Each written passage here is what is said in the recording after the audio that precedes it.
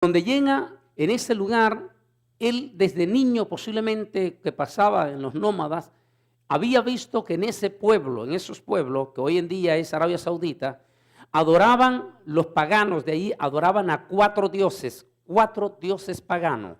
Pero de esos cuatro dioses paganos, había un dios que adoraban los paganos.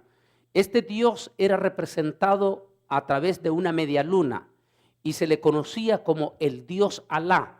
A él le llamó la atención porque este dios conocido Alá, que era representado por una media luna, los paganos le llamaban el Dios Altísimo y el único Dios entre todos los otros dioses. También era conocido como el Dios de la muerte o el Dios del suicidio, el Dios Alá. Entonces, cuando Mahoma encuentra que este era el Dios que más se acercaba al Dios de la Biblia, porque de alguna manera el tipo conoció el Antiguo Testamento, cuando él descubre que los paganos adoraban un Dios parecido al que adoraban los judíos, entonces Mahoma dijo, este es la solución, y adoptó, según la historia, adoptó el nombre de Alá para crear su propia religión. Y ahí él funda, agarra a Alá, lo declara igual que el de la Biblia, el único Dios, y que fuera de Alá no existe otro Dios.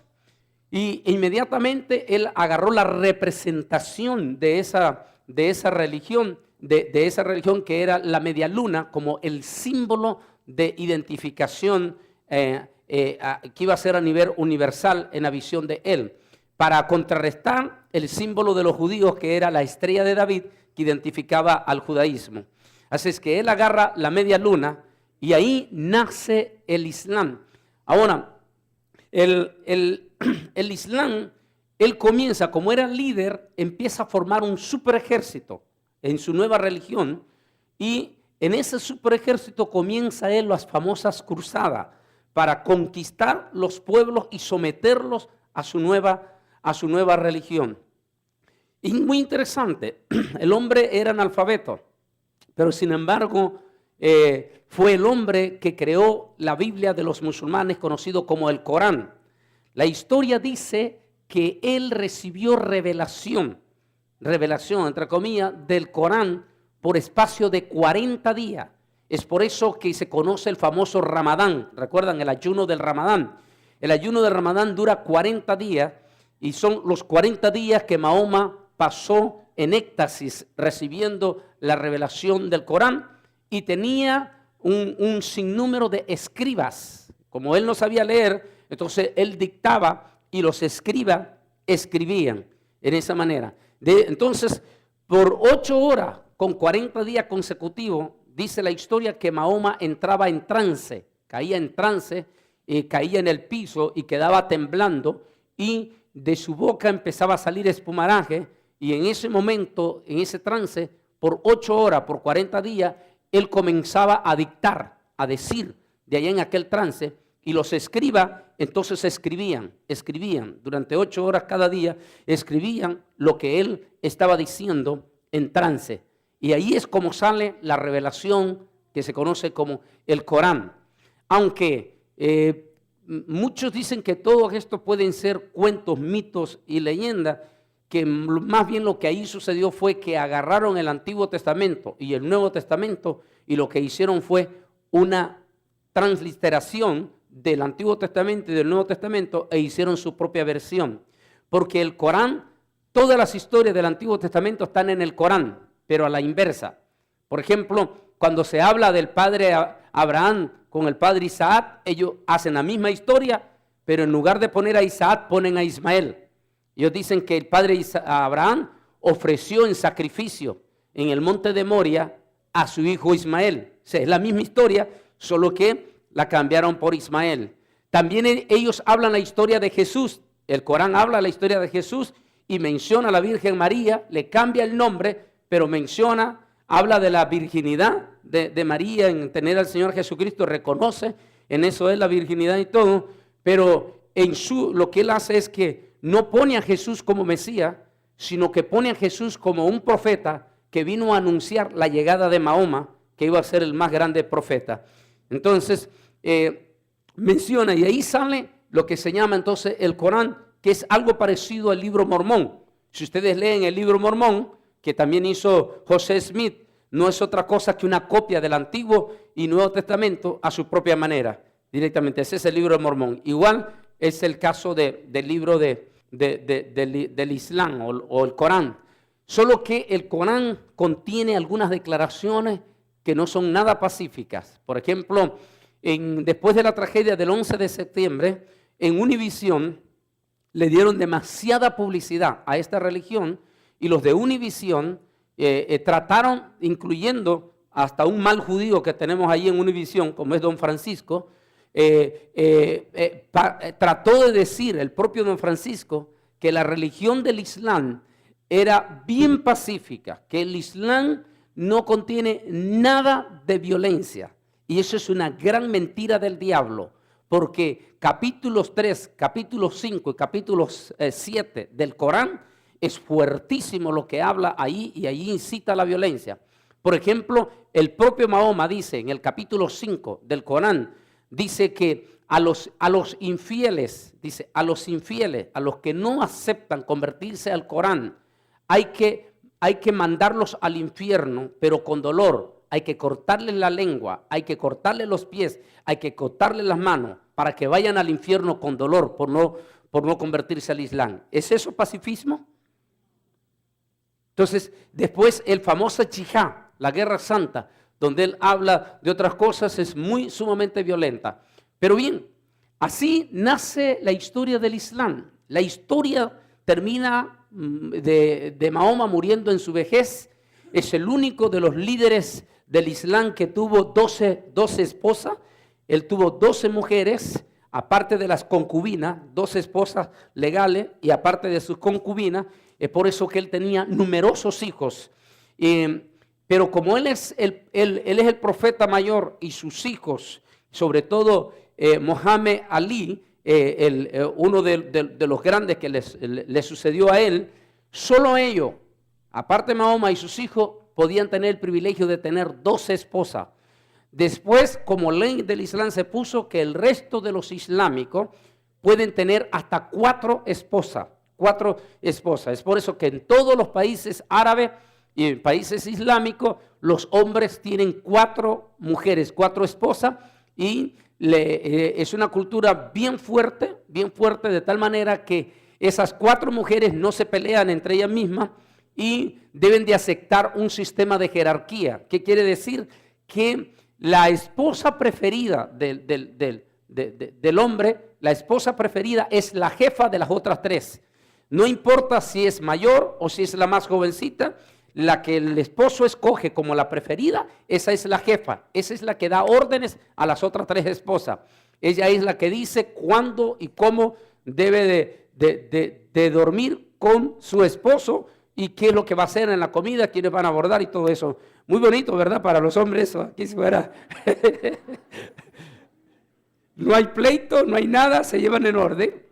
De hecho, cuando usted vaya, si alguna vez va al Medio Oriente y pasa en algunos de los países musulmanes, usted va a ver en el desierto y todo, aún en el mismo Amán, en Jordania, usted va a ver que el hombre siempre va adelante, nunca debe de ir detrás de la mujer, el hombre siempre va adelante. Él va adelante caminando y detrás de él, en orden, en fila, por el orden jerárquico, vienen las 4 mujeres. La que va detrás de él quiere decir que esa es la jefa. Y después ya viene la del segundo lugar, la del tercer lugar, y la del cuarto es la que ya menos quiere el esposo. En ese aspecto jerárquico. Otra cosa importante que uno a veces son cultura ahí muy fuerte, es que usted ve que las mujeres van cargando el costal, el trigo y todo eso, van cargándolo, y el hombre no lleva nada de carga. Las que van cargando son las mujeres. Porque él tiene que estar fuerte, y bien cuidado. Entonces no puede trabajar mucho. Y por eso las 4 mujeres. Es parte de la cultura. Yo cuando estuve ahí, viví ahí me impactó, es lo fuerte de esa cultura ahí. Tienen cosas lindas, tantos los árabes, sobre todo, pero más me impactó los beduinos, en su cultura, en su familiar, tienen cosas muy lindas.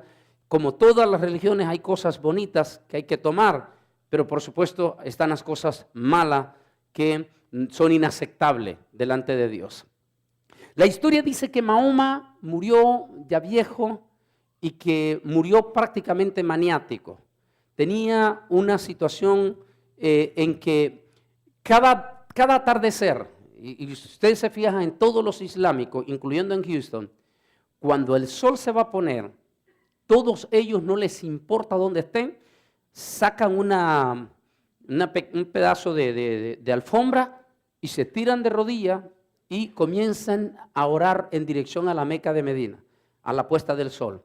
¿Por qué hacen esto? Dice la historia que Mahoma, cada atardecer, al ponerse el sol, le traían su ejército, le traía 40 judíos, ese número 40 no se lo quitaba él, le traían 40 judíos o mezclados, judíos con paganos, a él le llamaba paganos o infieles todos los que no eran islámicos.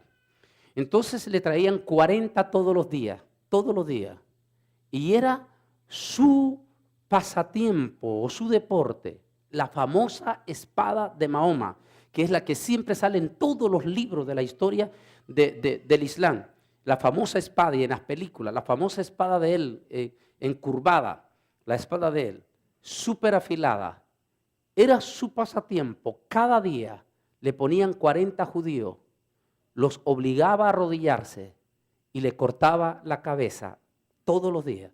Cortaba 40 cabezas de judíos.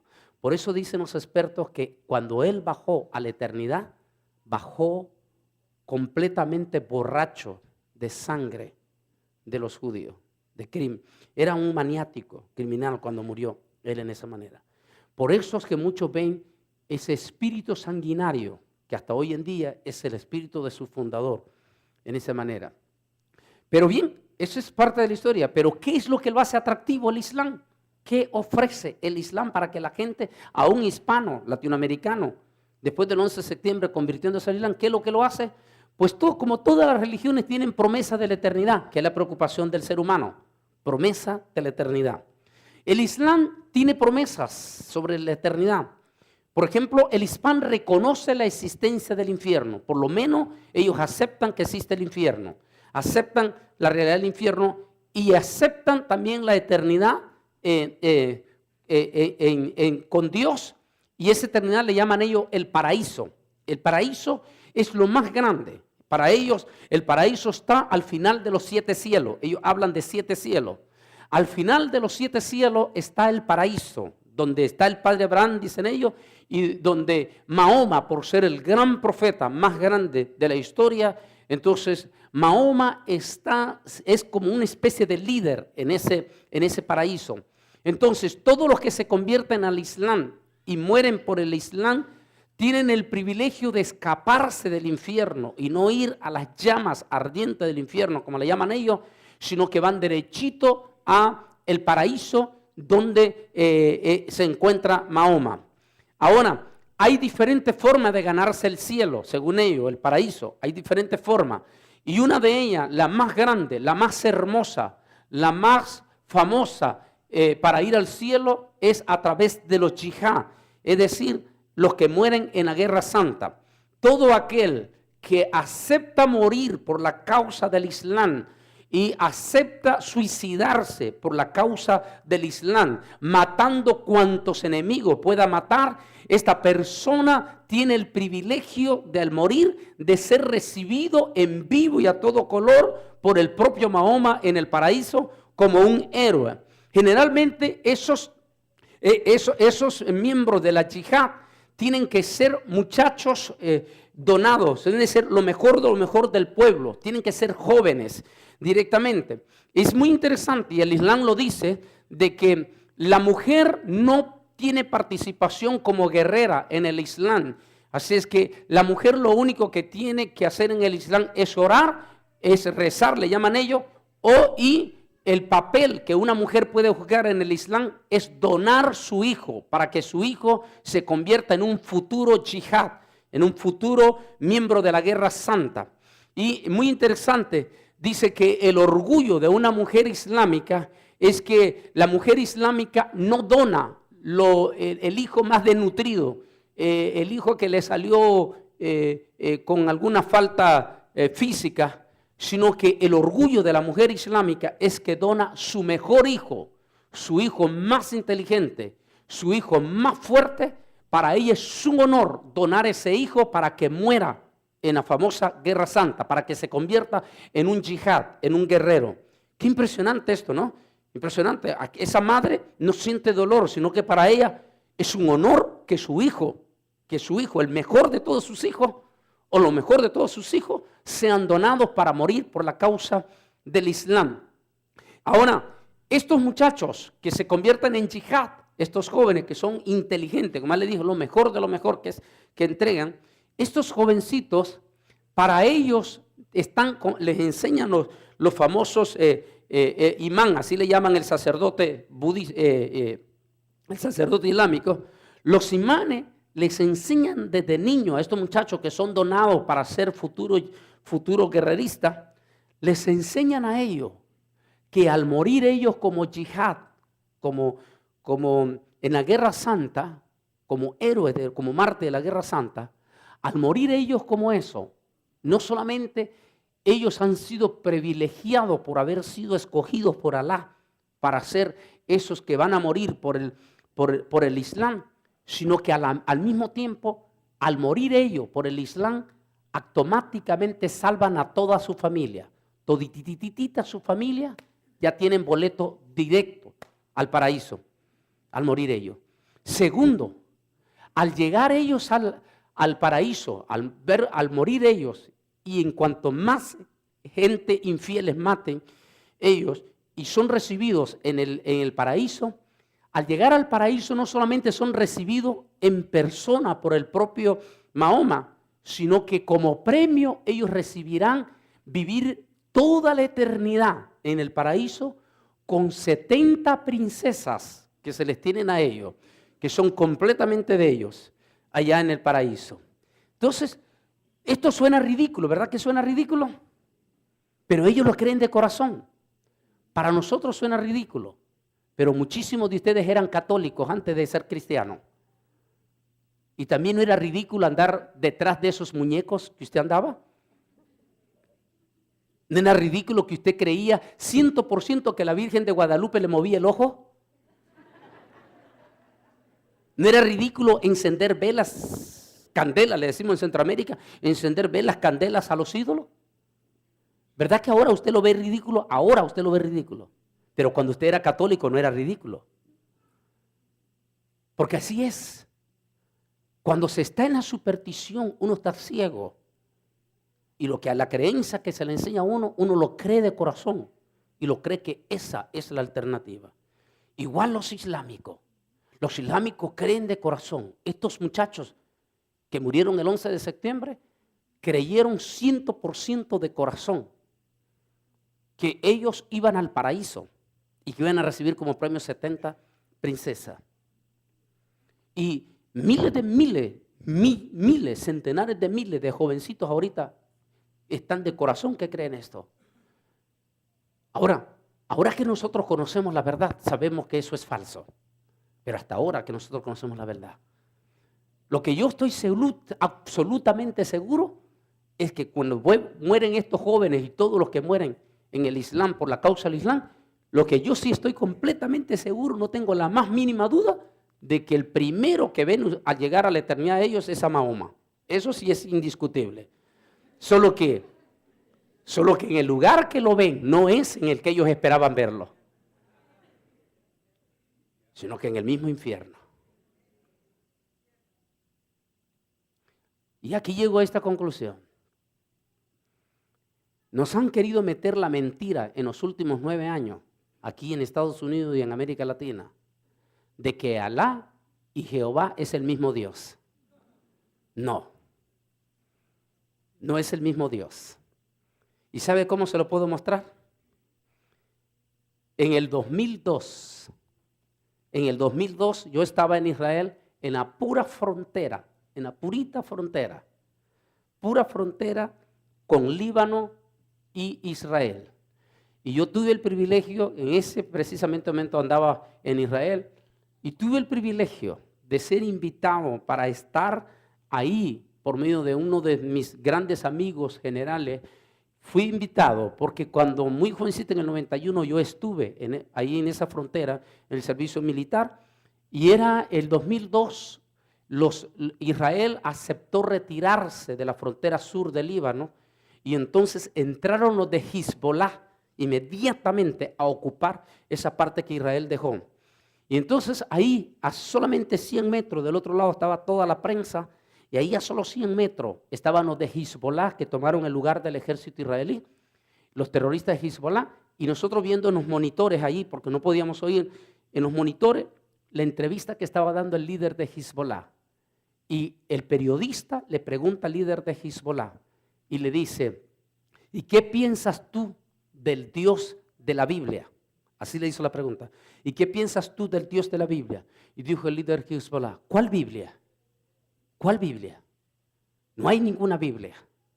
¿Cuál Dios de la Biblia? No hay otro Dios más que Alá.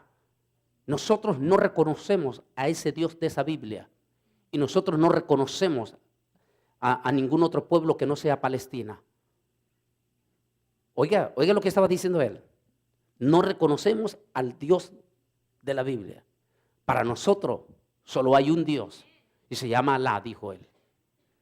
Entonces, ahora, ¿qué significa Alá? Dije yo al comienzo, ¿qué significa? El Dios de la muerte o el Dios del suicidio. ¿Y qué significa el Dios de nosotros? El Dios de nosotros significa el Dios de la vida, el dador de la vida. Dios es amor. Ahora, el Islam dice que Alá es misericordioso. Misericordioso. ¿Qué quiere decir? Y lo dice ahí mismo en el Corán. Misericordioso con los que aceptan el Islam. O sea, solo si te conviertes al Islam, Alá es misericordioso. Si no, eres infiel y tienes que morir. Sin embargo, las Sagradas Escrituras dicen que amemos a nuestro enemigo. La Biblia dice que si alguien te da una palmada en la mano, en la mejilla derecha, dale la izquierda. La Biblia dice, amad a vuestro enemigo, en lugar de odiar a nuestro enemigo. El Dios de nosotros es Dios de amor. El otro Dios no es Dios de amor, es Dios de amargura directamente. Esas son las diferencias del uno y el otro. Entonces, el Islam, lamentablemente, Mahoma murió. Puede tener cosas interesantes del paraíso, de la eternidad, de los 7 cielos, pero lamentablemente Mahoma murió. Y Mahoma está enterrado en la Meca de Medina. Y hasta hoy en día, Mahoma permanece enterrado. ¿Qué quiere decir eso? Que todo lo bonito que haya enseñado Mahoma a sus seguidores, todo lo interesante de la eternidad que haya enseñado Mahoma a sus seguidores, lamentablemente se quedó en la tumba. ¿Por qué? Porque Mahoma murió, pero no resucitó.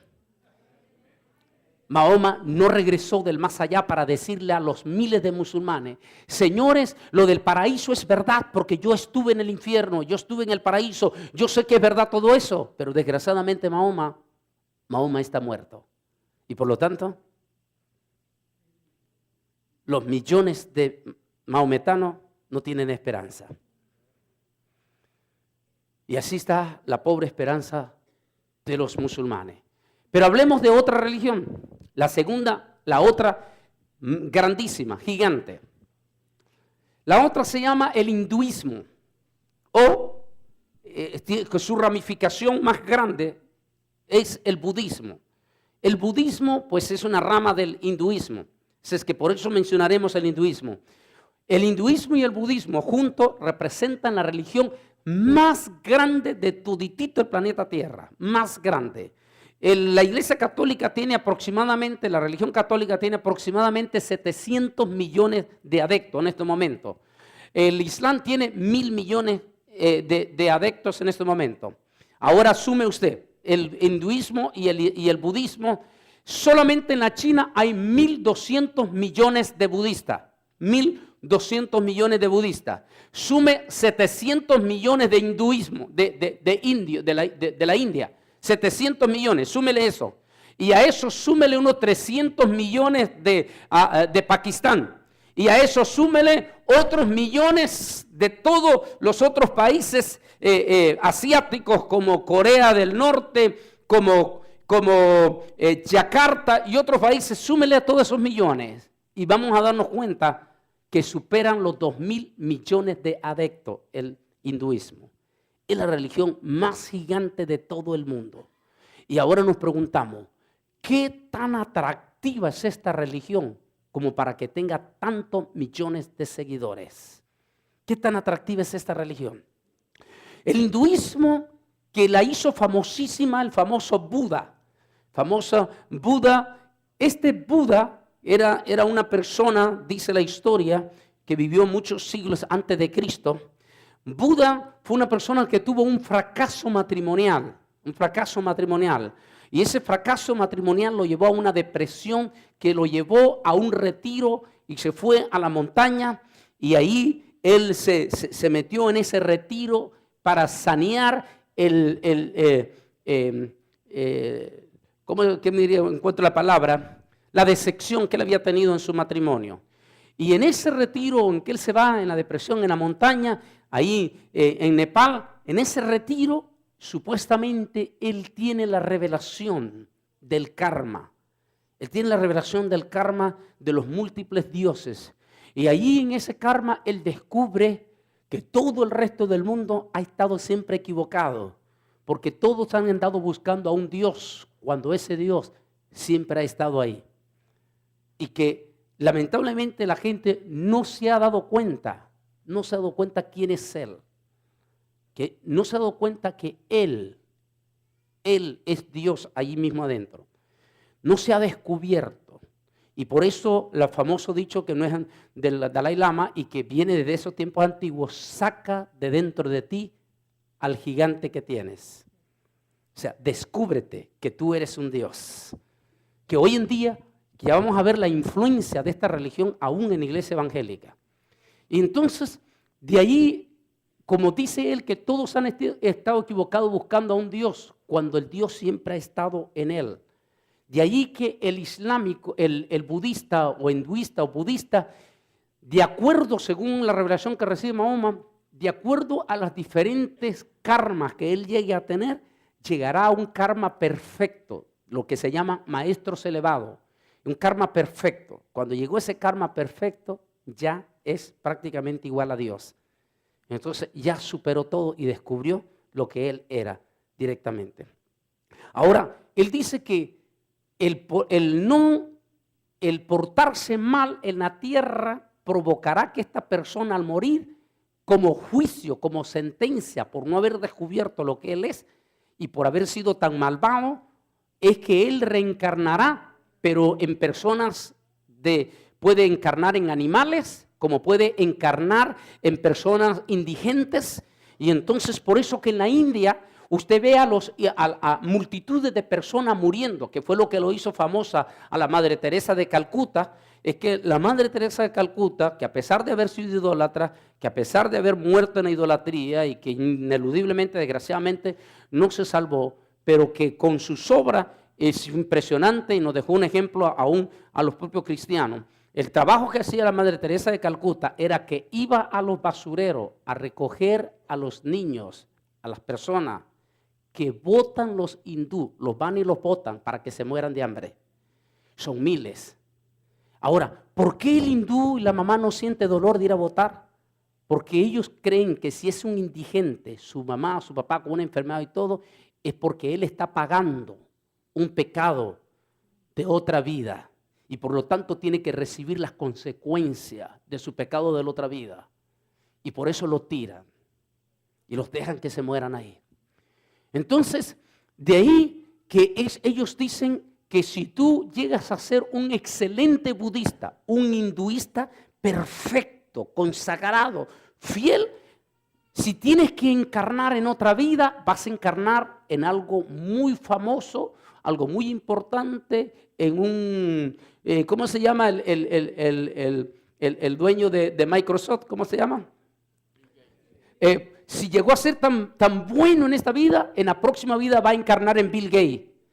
y va a ser el más grande millonario, un príncipe o una deidad. O sea, de ahí que ellos se especializan en ser perfectos budistas, para que cuando tengan que morir, encarnarse, encarnen en una deidad que valga la pena.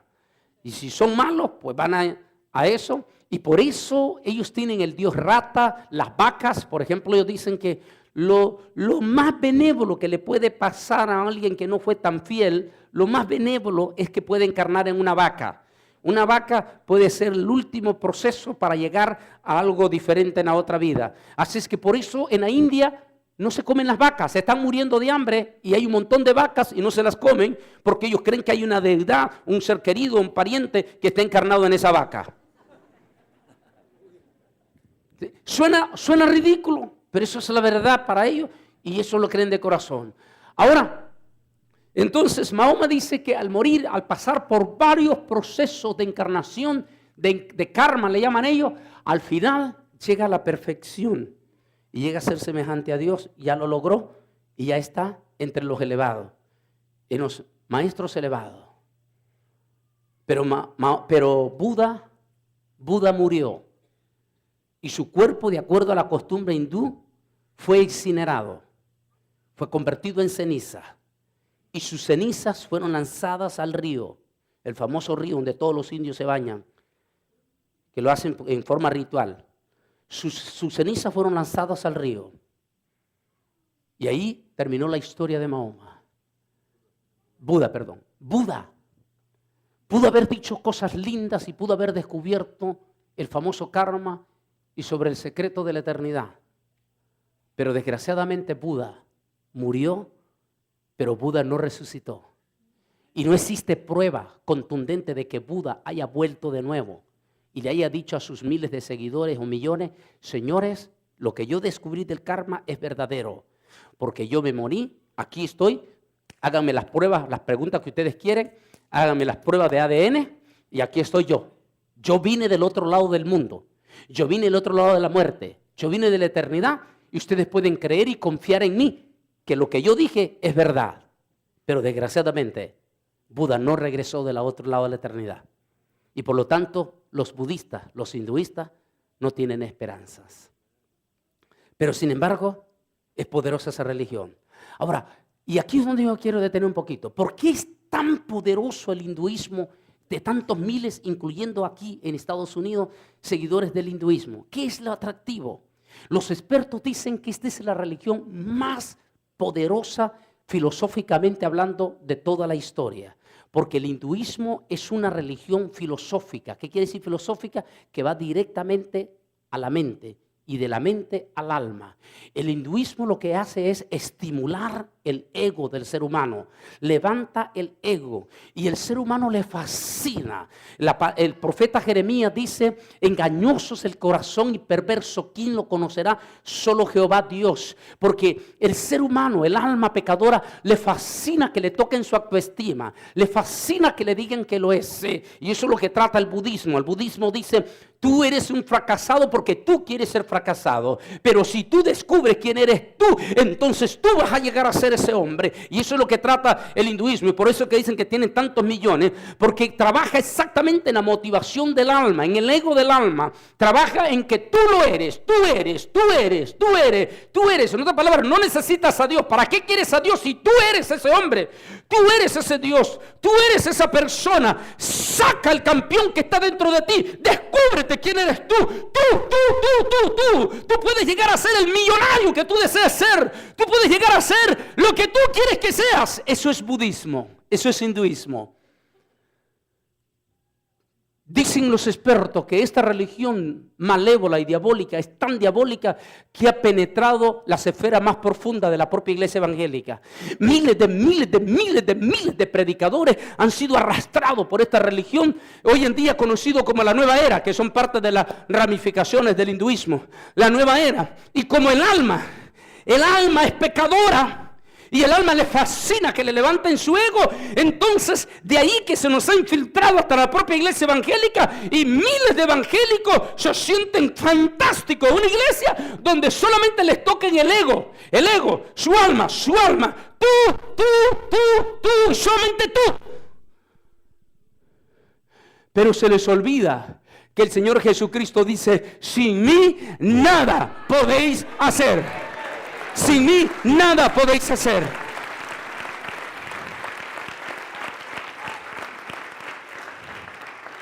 Un poeta inconverso dijo las siguientes palabras: el día que los seres humanos dejen de utilizar el yo,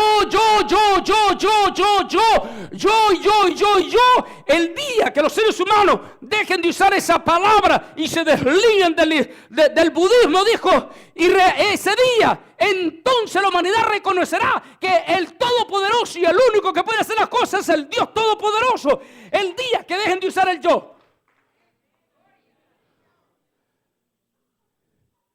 Por eso muchos dicen que esta es la religión más peligrosa y más dañina, la que más daño le ha hecho a la iglesia evangélica, el budismo, el hinduismo.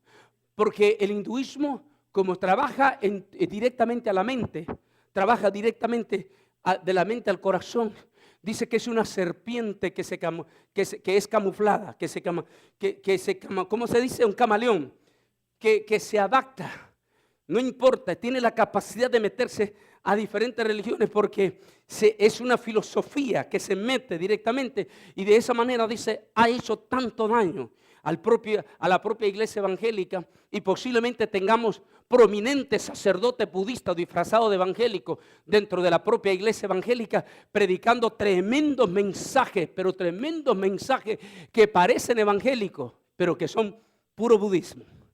Por ejemplo, en uno de los estudios que tengo ahí, nunca los conocí, estoy hablando de un mensaje y déjeme hacerle 2 minutos nada más aquí. 2 minutos de un mensaje de la superfe. Déjeme hablarle 1 minuto, 2 minutos de la fe. Hay un señor de origen hondureño, es el nuevo ídolo idolatrado por nuestros centroamericanos y mexicanos, está en Florida y este señor tiene un montón de libritos que están en todas las librerías. Qué interesante. De momento todas nuestras librerías no quieren vender verdaderos libros, sino puros libros de metafísica. Y están esos libros de ellos porque llaman la atención el título, la fe, el éxito, descubre el éxito de la fe. Descubre la llave del éxito. Todas esas palabritas, por cierto, no vienen de la Biblia. Todas esas palabritas vienen del budismo. Descubre la llave del éxito. Descúbrete quién eres tú. Entonces, déjeme a ver si usted ha oído de vez en cuando este mensaje. Y mírenlo a continuación. Déjeme darme 1 minuto. Voy a predicar 1 minuto. Señores, en esta mañana yo quiero hablarles de la fe. La fe. Esa fe que es la que hace grande al pueblo. Esa fe que es la que te hace grande a ti. Lo que pasa es que ustedes no se han descubierto que es esa fe, no han descubierto el secreto de esa fe. ¿Qué es fe? Fe es el secreto de descubrir el éxito que tú no has descubierto y por eso estás fracasado. ¿Qué es fe? La fe está aquí y en tu boca. Está en tu mente y en tu boca. ¿Qué quieres decir? ¿Quieres la casa del $1.000.000? Mira la casa y declara tu casa. Primero tu vista, tu mente, tus ojos y después tu boca. Mírala, decláralo y dila, esta casa es mía. ¿Quieres un Mercedes-Benz? Entonces ve y mira el Mercedes-Benz. Pasa por la fábrica Mercedes-Benz y declara, este Mercedes-Benz es mío y lo declaro, es mío. ¿Que estás buscando a la joven un esposo? Entonces tienes que ser realista. Tienes que visualizar tu futuro esposo. Declara, este es el esposo que quiero. Que sea alto, anglosajón, ojos azules y que tenga dinero. Lo declaro y hasta toma una fotografía y arrodíllate y dice, este es el esposo que quiero. Este es el esposo que quiero. Este es el esposo que quiero.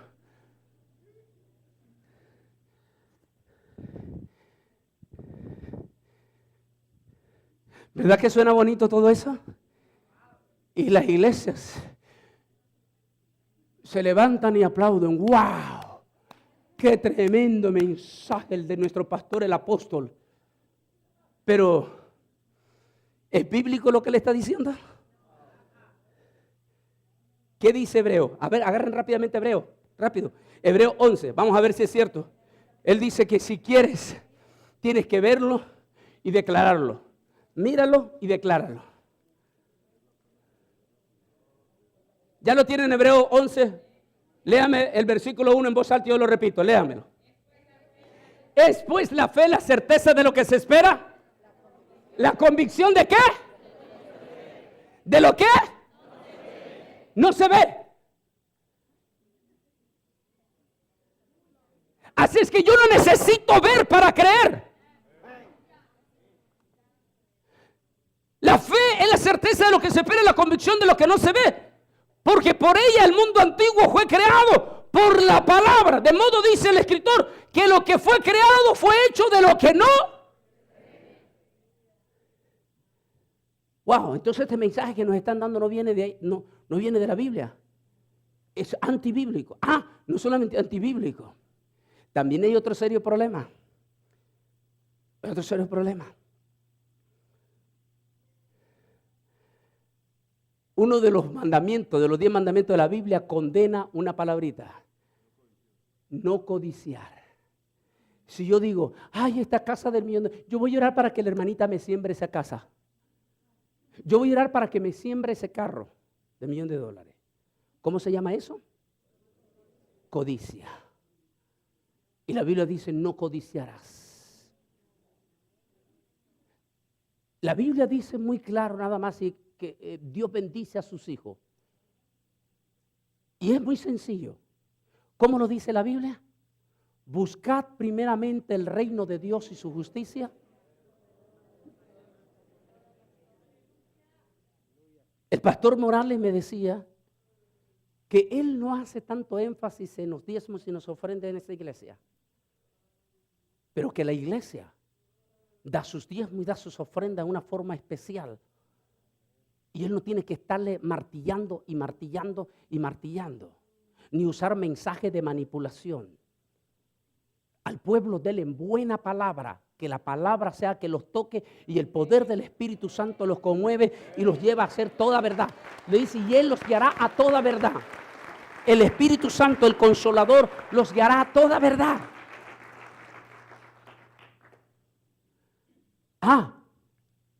¿Por qué entonces es tan poderoso el hinduismo y el budismo? Porque tampoco fue Buda quien la fundó, ni es otro el Hare Krishna, ni nada de eso.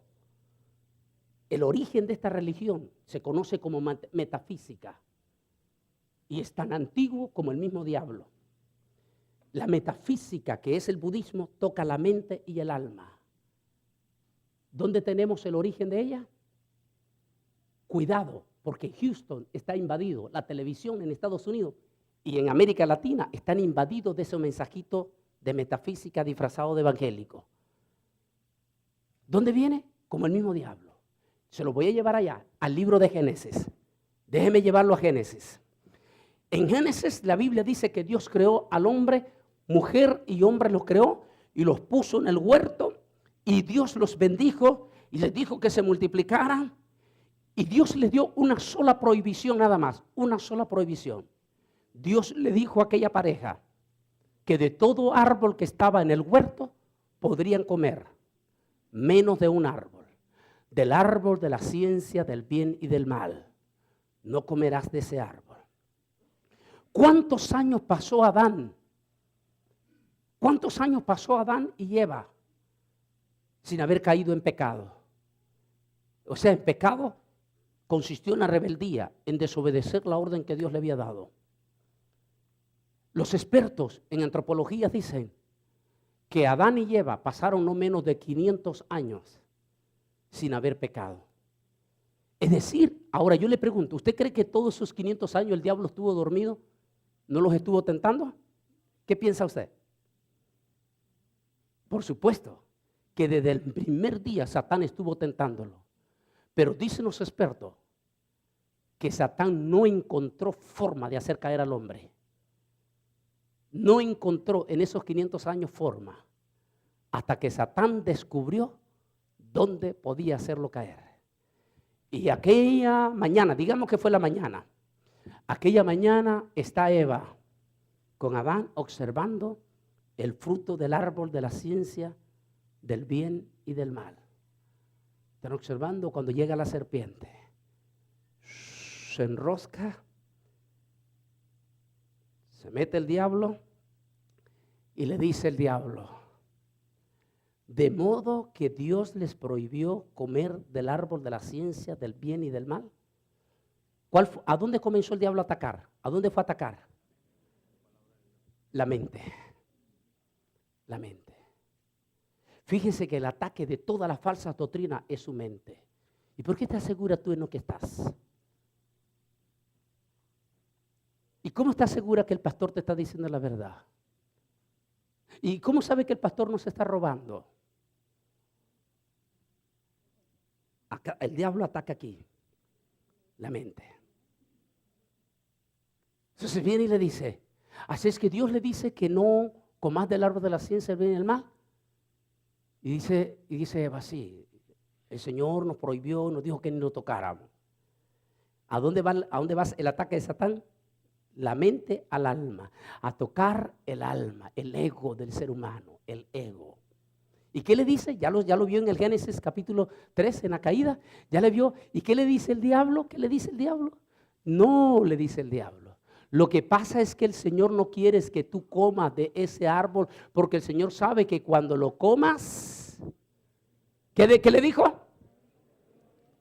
Seréis como dioses.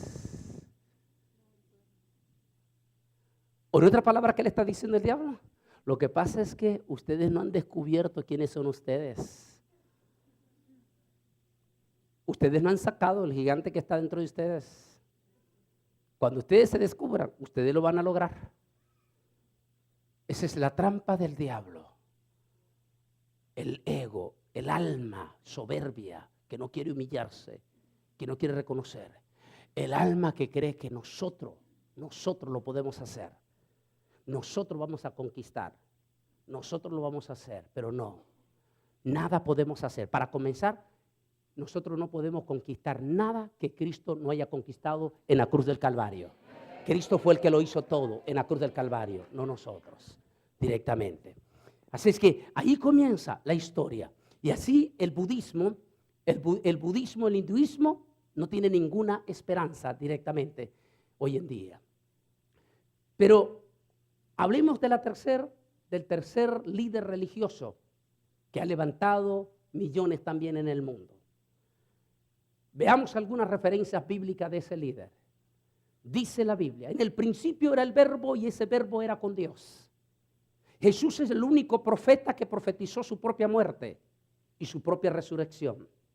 Por eso me ama el Padre, porque yo pongo mi vida para volverla a tomar. Juan 10:17. Y diciendo, es necesario que el Hijo del Hombre padezca muchas cosas y sea desechado por los ancianos, por los principales sacerdotes y por los escribas, y que sea muerto y resucite al tercer día. Jesús es el otro líder religioso que quiero hablar en esta mañana. Igual que Mahoma, igual que Buda, existieron en esta tierra. Jesús nos visitó hace 2000 años. Su nacimiento fue eminentemente sencillo.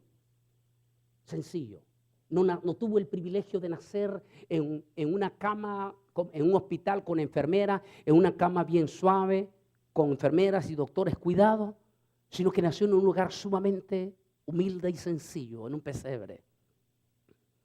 Aunque su nacimiento fue ignorado por los líderes principales de su propia nación, reyes desde el oriente, posiblemente de ascendencia judía, recibieron el mensaje de que un niño especial en el planeta Tierra había nacido.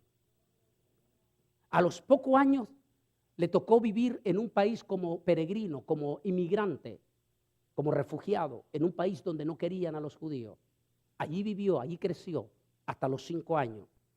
Después de 5 años fue llamado de Egipto para vivir en la ciudad que no nació, pero que la llamaría su propia casa. Salió de Egipto para cumplirse la palabra de los profetas. Y de Egipto llamaré a mi hijo. Y salió y vivió en Nazaret. Allí en Nazaret se crió en su niñez, en un pueblo que en aquel entonces era chiquitito, más que un pueblo, tal vez era una aldea. Nazaret.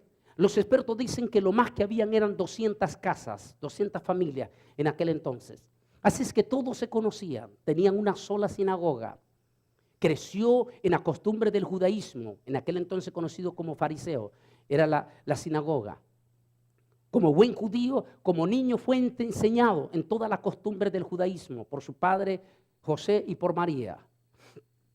Algunos dicen que a su temprana edad pudo haber muerto, entre los 15, 17 y 18, en su plena juventud, pudo haber muerto su padre adoptivo, José. Que recuerde que Josué era solo padre adoptivo, ya que él fue por gracia y obra del Espíritu Santo.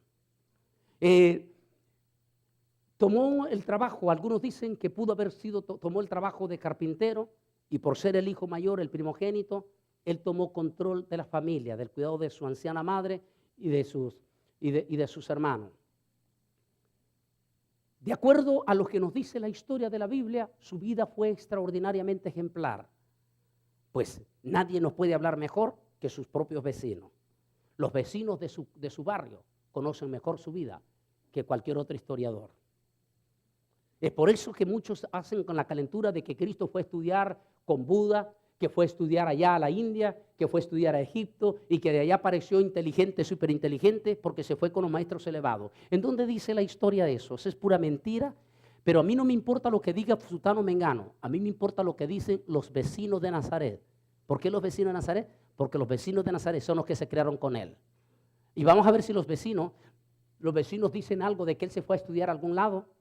Veamos a ver, por ejemplo, en el libro de San Juan, el Señor está hablando en Jerusalén y dice que cuando está hablando vinieron los de Nazaret y lo vieron hablando en público y una multitud, y los de Nazaret comenzaron a decir: oye, pero ¿cómo está hablando tanta sabiduría?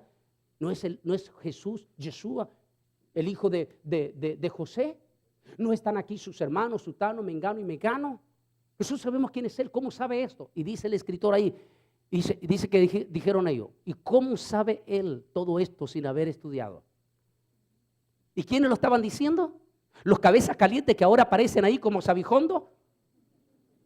¿Estaban ahí esos cabezas calientes? No, están hablando sus propios vecinos. Tus vecinos. ¿Te acuerdas el pueblito donde naciste tú? Tus vecinos, los que te conocieron, ellos saben quién fuiste tú. Ahora, si tú te desapareces de tu comunidad 20 años y regresas 20 años ya convertido en un doctor, toda tu comunidad va a decir: mira, hombre, este Ramón que ni le gustaba leer, ahora viene hasta como un doctor. Pero si usted aparece en su misma comunidad y nunca fue a la escuela y de momento se pone título y aparece el doctor en medicina general, ¿qué van a decir sus vecinos? Míralo, este hombre poniéndose doctor y ni siquiera fue a la escuela. Ahora, porque los vecinos son los que mejor pueden hablar de tu vida. ¿Quiénes son los que mejor hablaron de la vida de Jesús? Los nazarenos. Conocían su vida.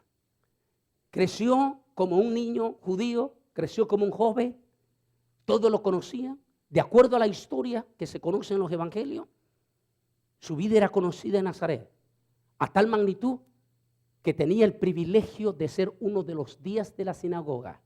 ¿Qué quiere decir 10 de la sinagoga? En la sinagoga judía, hasta hoy en día, hay un grupo de 10 que se llama el Menio. Ese grupo de 10 son los únicos que tienen privilegios en el altar.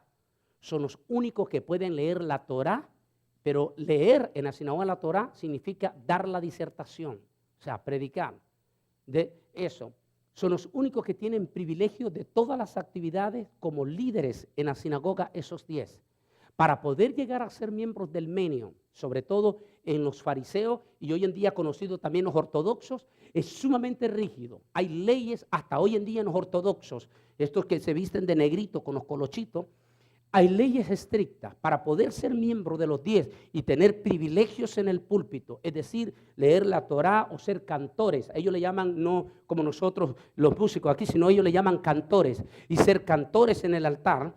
Y para poder eso, recuerda que en el judaísmo la mujer no puede trepar al púlpito, es solamente los hombres, son 10 hombres los que tienen todo eso, son cantores, son los que ministran, son los que recojan la ofrenda, esos son el Menio. De acuerdo al judaísmo, hasta hoy en día, desde los fariseos hasta hoy en día en los ortodoxos, se necesitan ciertos requisitos irreversibles para poder ser miembro de los 10. Número 1, tiene que asistir a la sinagoga 3 veces por semana para poder ser miembro de los 10. 3 veces por semana asistir a la sinagoga. Número dos, tiene que ayunar por lo menos una vez de por vida en la semana. Una vez de por vida para poder ser miembro de los 10. Tiene que ayunar. Número tres, tiene que ser fiel diezmador. Fiel diezmador. Tiene que tener evidencia de que él diezma con fidelidad. De lo contrario, no puede estar en el altar, porque el judaísmo sí se lo toma muy en serio la declaración de Malaquías que dice, si no seréis malditos, todo aquel que no traiga los ofrendas. Entonces ellos dicen, ¿cómo puede estar alguien en el altar siendo maldito y bendecir a los demás si no está dando diezmo? Porque para ellos es una maldición no dar diezmo. Entonces, tiene que ser diezmador de por vida para que él pueda tener privilegio en el altar. Ese es el tercer requisito. De tal manera entonces que si Jesús era miembro de los 10, quiere decir que asistía 3 veces por semana a la sinagoga. Quiere decir que ayunaba, eso ya lo sabemos, lo dice la Biblia, y era fiel en todo lo demás. Por eso un día él le dijo a los judíos, acúseme de cualquier pecado, acúseme. ¿Y qué dijeron los judíos? De nada te podemos acusar. ¿Qué quiere decir eso? Que su vida era íntegra. Íntegra. De nada lo podían acusar. Él lo dijo, una vez lo retó. A ver, ¿por cuál pecado me estás acusando? Y él dijo, de ninguno. Una mañana, posiblemente el día de la fiesta de Rosh Hashanah, o sea, Año Nuevo, porque es el único día en que se lee esa lectura. Esa mañana es el Rosh Hashanah, día de Año Nuevo. Es el día que toditititititito vienen a la sinagoga, todos, los fieles y los infieles, todos vienen a la sinagoga. Ese día todos vienen estrenando, los judíos vienen con su nuevo traje, las mujeres con su nuevo vestido, sus niños con nuevo vestido, todos vienen a la sinagoga, todos vienen a la sinagoga ese día, todo. Ese día, por ejemplo, todos los judíos que no han pagado, porque en el judaísmo hasta hoy en día, el diezmo hay varias formas de pagarlo. Uno pagarlo cada semana, otro pagarlo cada mes y otro pagarlo anual, lo que son empresarios.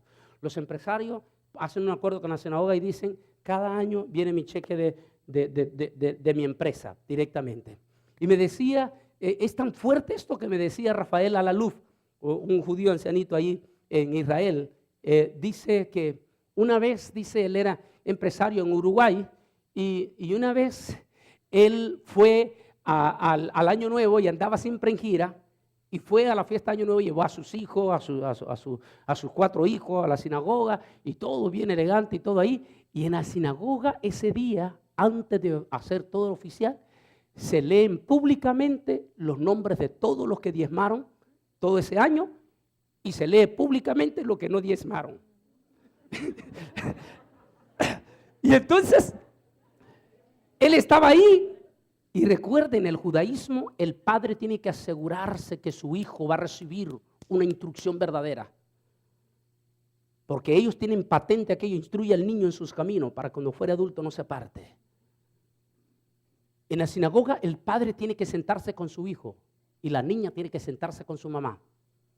Y el hijo, ¿para qué? Para que el hijo aprenda a hacer todo lo que el papá hace. Entonces el papá está siempre haciendo esta oración y su hijo, usted sabe que los hijos son nuestros mejores fans de los papás. El hijo quiere hacer lo que el papá hace. Y por eso en la sinagoga debe estar el papá con su hijo. Y entonces el hijo ve al papá así, entonces el hijo también hace la misma oración.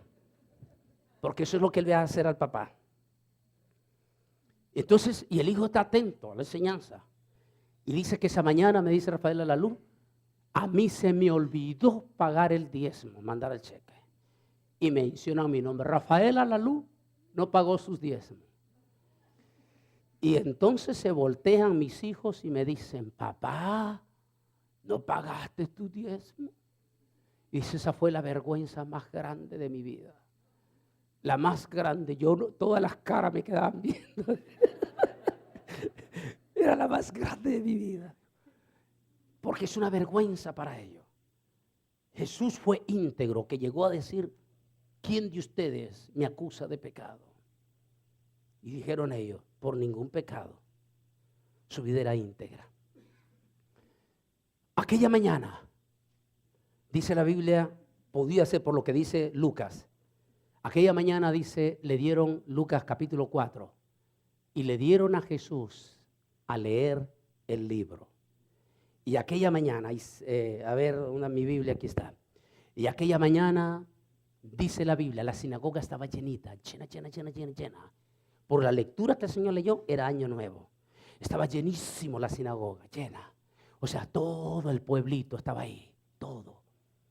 Y dice el escritor Lucas que cuando Jesús tomó el libro, todos los ojos estaban puestos en él. Eso quiere decir que cada vez que Jesús tomaba privilegio en esa sinagoga, era algo extraordinario. Debió haber hablado lindo, precioso, como para que dice el escritor que cuando él tomó el libro, todos los ojos estaban sobre él. Le fascinaba oír hablar a él. Pero aquella mañana Jesús va a alzar un revuelo en esa sinagoga. Agarra el libro, llega hasta el altar y agarra el libro sagrado, el rollo sagrado, lo trae, lo presenta al pueblo y lo abre el libro y comienza a leer. El Espíritu de Yahvé está sobre mí, por cuanto me ha ungido el Señor y me ha enviado a pregonar el año de la buena voluntad y me ha enviado a dar libertad a los cautivos, a los encarcelados, a consolar a las enlutadas.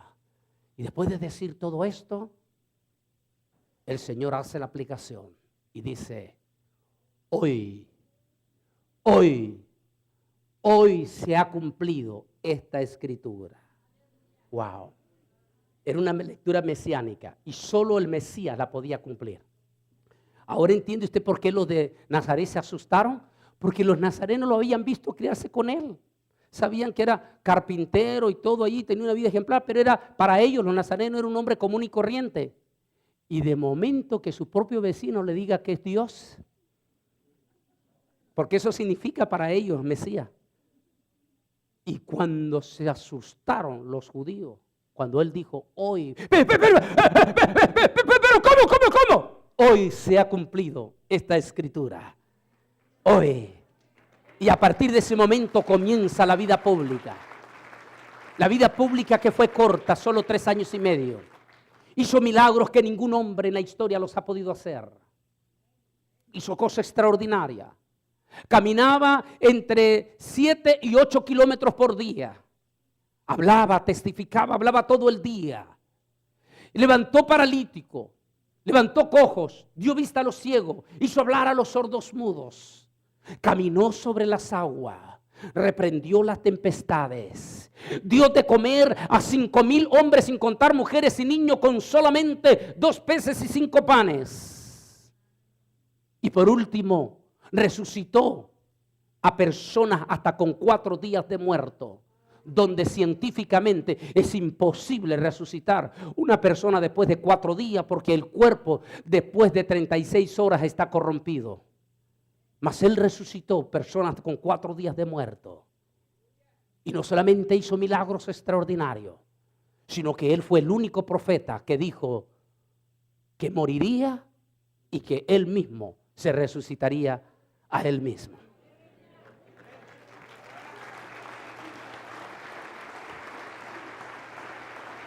Este glorioso Mesías, este glorioso personaje de la historia nos habló del cielo, nos habló de la eternidad y nos habló que tendría una muerte de cruz. Él propio, con su propia palabra, dijo que tendría muerte de cruz. Satán lo llevó a la cruz, hizo hasta lo imposible por causar dolor. Satán no necesariamente quería matarlo. Lo que Satán quería hacer era infringir tanto dolor para que Jesús no cumpliera su misión de Salvador del mundo. Algunos dicen que ese día de la crucifixión, todos los demonios, toditititititito los demonios se fueron a Jerusalén. Dicen que ese día todos los brujos de los mayas y los aztecas, ese día los brujos quedaron liberados. Porque todos los diablos que estaban en ellos se fueron para Jerusalén. ¿Para qué? Allí en la pasión y muerte de Jesús estaban todos los demonios, el propio Satanás. En cada brazo de estos soldados, de estos verdugos, estaban multitudes de demonios. Infringían todo el dolor posible para evitar que Cristo se convirtiera en el Salvador. Todo el dolor posible. Isaías es el que mejor nos dice sobre esto. Isaías dice: quien ha creído a nuestro anuncio y se ha manifestado el brazo de Jehová, subirá cual renuevo delante de él, y como raíz de tierra seca no hay nada parecido en él. Completamente herido, lacerado quedó completamente su cuerpo, dice el original, lacerado. Quedó completamente convertido en una llaga. Isaías dice que cuando la gente lo miraba, no había nada en él ya, completamente llagado. Solo imagínense la furia de todos esos demonios en esos soldados, cómo caían con furia, con los látigos, cómo laceraron. Bien, aquí tenemos la imagen, cómo laceraron completamente su rostro, su cuerpo. ¿Sí tenemos imagen? Aquí, si nos puede pasar o no salió, no ha salido en todo esto. ¿Qué pasó? No, es que no me avisa. Ahí está. Lacerado, ahí lo puede ver en las pantallas. Lacerado, completamente herido su cuerpo. Algunos dicen que lo que los demonios querían oír, era que Jesús maldijera a los soldados, a los sacerdotes. Y con eso se terminaba la esperanza de la humanidad. Ellos querían producir tanto dolor para que Jesús se arrepintiera. O sea, desistiera el morir por la humanidad. Pero dicen algunos, ahí en la cruz del Calvario, Jesús termina su obra redentora con 7 palabras. Cada una de esas palabras fueron latigazos para el diablo y sus demonios. Pero yo creo que la palabra, dicen algunos, la palabra que más estremeció y más hizo temblar a los demonios y al propio diablo, era aquel momento, nunca jamás Satanás esperó, ni los demonios esperaron oír que saliera de los labios de aquel que estaba siendo condenado en la cruz del Calvario. Ellos nunca esperaron escuchar de los labios de él aquella palabra. Ellos solo esperaban que el Señor en su reaccionara contra los soldados, contra los torturadores, contra los religiosos. Ellos esperaban que el Señor reaccionara en la cruz y dijera: los maldigo, los destruyo, en el nombre de mi Padre los maldigo. Eso esperaba Satanás. Pero nunca imaginó que de momento el Señor allí en la cruz, con el gran inmenso dolor profundo, con toda su sangre casi derramada, en esos instantes, con la corona de espina en su cabeza y los clavos entre sus huesos, en aquel inmenso dolor, de momento sale una palabra que iba a condenar al diablo y sus demonios. Aquella palabra fue: Padre, Padre, perdónalo, porque no saben lo que hacen. ¡Perdónalos!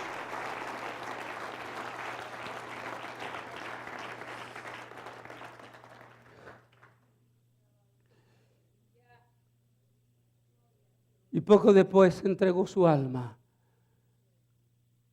y murió. Nos habló cosas lindas del cielo, de la eternidad. Pero con su muerte se terminaron todas esas promesas. Muere ahí. Y aquí es donde yo lo llevo. Déjenme pasarles aquí es donde lo quiero llevar. En esta plaza, en la plaza del Muro de los Lamentos, me olvidó sacar mi pluma para señalarle. Propiamente hacia el fondo, allá hacia el fondo, donde se ve aquella pared, al fondo. Ahí en ese lugar está un portón, donde salen todos los islámicos que vienen todos los días a esta mezquita, donde la están viendo aquí.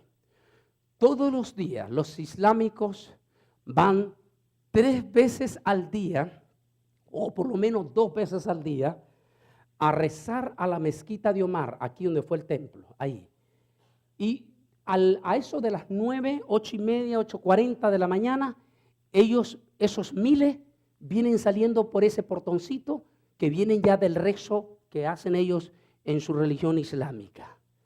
Esa mañana estoy con un grupo de jóvenes de servicio militar y estamos ahí en la plaza, sentados ahí, viendo a la gente que está llegando al muro y todo. Nosotros estamos sentados ahí como jóvenes. Cuando de momento miro a un musulmán con toda su vestimenta, y aquel musulmán, yo lo miraba que estaba hablando y movía las manos como un predicador, pero yo no le entendía nada porque él estaba hablando en árabe. Entonces, los otros jóvenes judíos sí entendían árabe porque se han nacido y se han creado allí. Y entonces le pregunté a uno de los jóvenes, amigos míos ahí, y le dije, oye, me llama la atención ese árabe, porque está saliendo la gente y él está haciendo esto y está hablando. Y lo interesante es que en su mano yo miraba un libro, pero yo no podía decir que era la Biblia porque era musulmán, yo pensaba que era Corán, y tenía un libro así y lo hablaba y le señalaba. Y entonces yo le pregunto al judío y le digo, ¿qué está hablando él? Y me dice, acerquémonos. Y entonces déjame interpretarte. Y está diciendo, y me dice, oye, ese árabe no es musulmán, me dijo. Y le digo, ¿qué es entonces? ¿De tu religión? Me dijo. Entonces le digo, ¿cómo? Me dice, sí, es evangélico, me dijo. Está predicando de Yeshua, me dijo. Está predicándoles a Cristo a esos musulmanes. Y entonces a mí me impacta ver eso y la valentía de este hombre estar predicándole ahí. Yo le dije, ¿sabes qué? Yo quiero hablar con ese hombre. Yo quiero el testimonio de ese hombre. Por favor, esperemos que él termine. Entonces, cuando él termina de predicar, me acerqué, yo me presento con él, me traducen, lo invito a tomar un café y nos sentamos ahí en la cafetería. Y allí en la cafetería, entonces yo le pregunto, ¿cómo es que tú siendo musulmán te convertiste a Cristo? Y comienza la historia de él y me dice, yo me dijo como buen musulmán, me dijo, la historia del Islam enseña que todo islamita debe de visitar por lo menos una vez en su vida o 3 veces en su vida la tumba de Mahoma en la Meca de Medina. Eso se llama una peregrinación del Ramadán, que tiene que ir a visitar la tumba de Mahoma. Todo buen musulmán, por lo menos una vez en su vida, debe de ir a ver la tumba. Me dijo, yo soy iraquí, así es que un día me despedí de mi familia, de mis hijos, y emprendí el camino del desierto de Sahara, el desierto de Irak, rumbo hacia la Meca de Medina. Me llevó meses llegar hasta la Meca de Medina. Y llegué hasta la Meca, me dijo. Y ahí en la Meca yo cumplí mi sueño extraordinario. Y ahí yo estuve días, cada día, y yendo a la Meca de Medina. Ahí rezaba cada día las 40 oraciones del famoso ese rosario, que es igual al de los católicos, con las bolitas. Cada bolita es un rosario. Y entonces ahí yo rezaba las 40 bolitas ahí del rosario. Alrededor de la Meca yo toqué la tumba de Mahoma y yo cumplí mi sueño. Y cuando estaba ahí, le dije al imán, a uno de los imanes que estaba ahí, le dije, he cumplido mi sueño. He visto la tumba de Mahoma, el profeta Mahoma. ¿Qué más me queda? Y le dijo el imán, te queda una sola cosa más. Y dijo, ¿qué? Si ya viniste a Medina, tienes que ir a la mezquita de Omar, el tercer lugar más sagrado del Islam. En la mezquita de Omar, supuestamente Mahoma subió a los cielos montados en un caballo con ala a los 7 cielos. Y por eso es el tercer lugar más sagrado para los islámicos. Y dijo, si vas ahí, ya cumpliste completamente como islámico. Y él dijo, bueno, pues si ya estoy aquí cerquita, ¿por qué no voy? Y allí emprendió su caminata, su peregrinación para Jerusalén. Llegó a Jerusalén, se instaló con la comunidad palestina y ahí él iba todos los días a rezar a la mezquita de Omar. Y todos los días, Antonio me decía él, todos los días yo pasaba por el barrio palestino y al pasar por el barrio palestino yo pasaba por una iglesia, esta que está viendo aquí. Y yo pasaba por esa iglesia y todos los días cuando yo regresaba a eso de las 9 de la mañana, antito de las 9, siempre encontraba, y así es todo el tiempo, de las 9 en adelante hay más o menos entre 100, 200, 300, 500, depende de la fecha, hasta 1000 personas haciendo filas para entrar. Y entonces dice, siempre encontraba todos los días aquellas grandes filas en ese lugar, pero no me importaba. Pero un día que vengo de regreso, me llama la curiosidad por saber por qué. ¿Por qué la gente siempre estaba haciendo fila para entrar a ese lugar? Entonces le pregunté a uno de los vendedores palestinos y le dije, oye, ¿por qué siempre está llena esa iglesia? ¿Por qué todo el tiempo está la gente entrando ahí?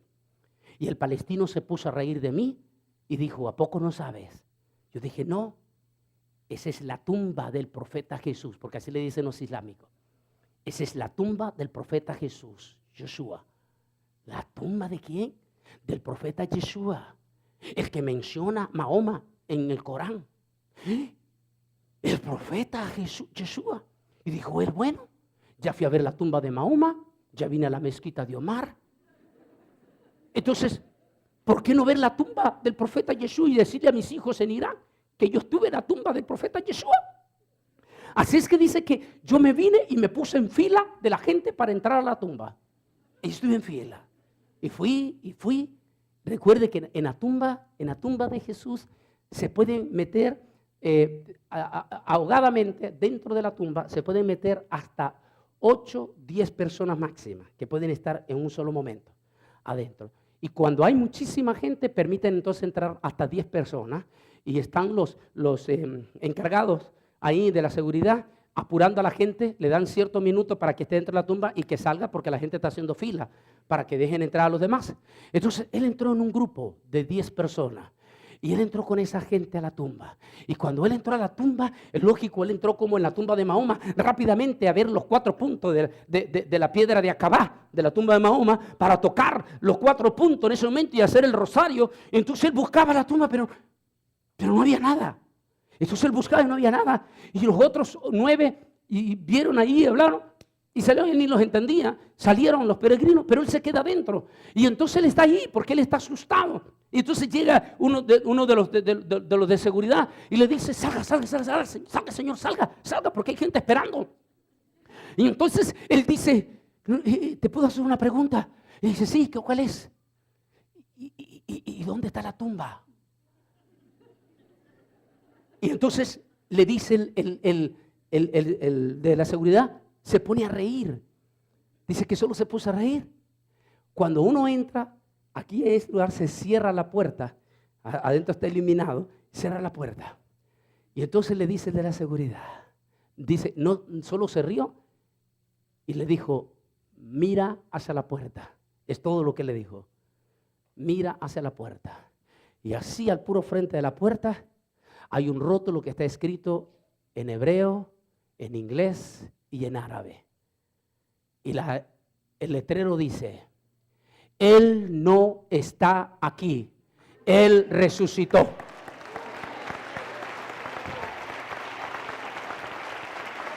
Dice Antonio, esa expresión, dijo, esa expresión cambió mi vida, dijo.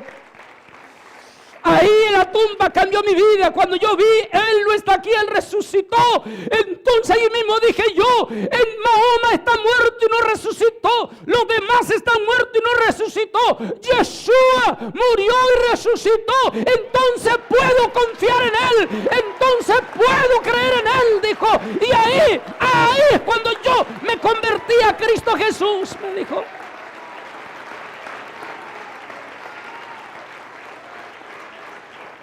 Y me dijo, y descubrí, Antonio, que mi Mesías no solamente murió y resucitó, sino que también ha prometido regresar. Y por lo tanto me dijo, eso lo hace diferente a todas las religiones.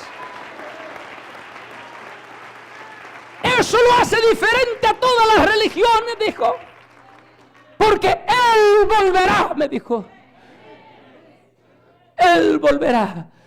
No se turbe vuestro corazón. Creéis en Dios, creed también en mí. En la casa de mi Padre muchas moradas hay. Si no lo fuera así, yo no lo diría. Voy pues a preparar lugar y volveré otra vez para que donde yo esté, vosotros también estéis.